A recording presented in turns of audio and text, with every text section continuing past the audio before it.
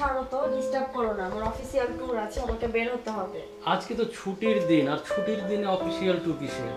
আমি কি তাহলে মিথ্যা বলছি? দোতলা রহমান ভাইকে জিজ্ঞেস করো, উনিও তো যাচ্ছে আমাদের সাথে। তোমার কলিগ রহমান সাহেবকে খুব একটা সুবিধার মানুষ মনে হয় না। রহমান ভাইকে নিয়ে একটাও বাজে কথা বলবা না, ওনার মতো মানুষই হয় না। তার জন্যই এত কম টাকায় এত সুন্দর একটা বাসা পেয়েছো, এই কথাটা তুমি ভুলে যেও না। ছুটির দিনে বউ রেখে কেউ অফিসিয়াল ট্যুরে যায়? বাজে কথা বলবা না। আমি কাল সকালেই চলে আসব, দরজাটা বন্ধ করো।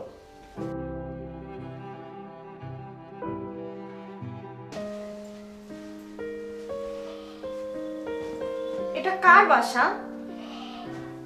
এটা আমার এক বন্ধুর বাসা। যখনই মন চাইবে তখনই তোমাকে নিয়ে এখানে আসবে। আচ্ছা, আমরা কি এটা ঠিক করছি?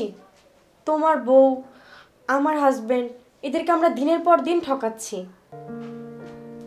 এখন বাদ দাও তো এসব।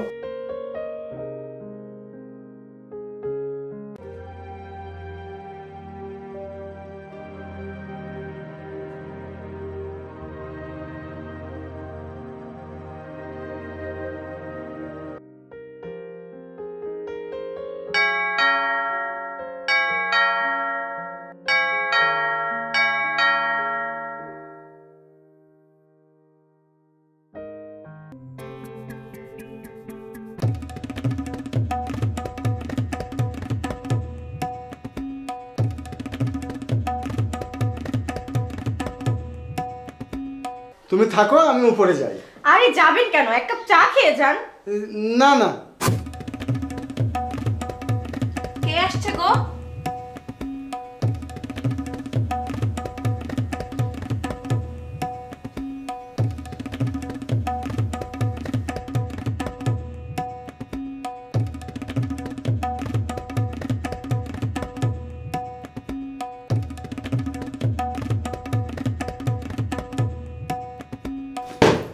এসব কি?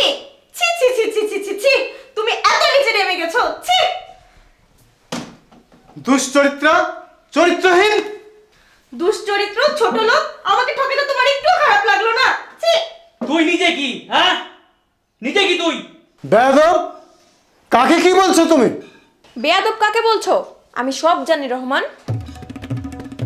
ফোনে তোমার আর সোমা ভাবির সব গোপন ভিডিও চ্যাটিং আমি দেখে ফেলেছি রহমান। তারপরে আমি রনিকে সব বলেছি। তাছাড়া তোমরা পারলে আমরা কেন পারবো না? তাছাড়া তোমাদের সম্পর্ক যদি অপরাধ না হয়, আমাদের সম্পর্ক কেন অপরাধ হবে? আমি ব্যর্থ, আমি তোমাকে শাসন করতে পারিনি, আমি তোমাকে থামাতে পারিনি। একটা চরম সত্য কথা, প্রতারণা করলে প্রতারিত হতে হয়।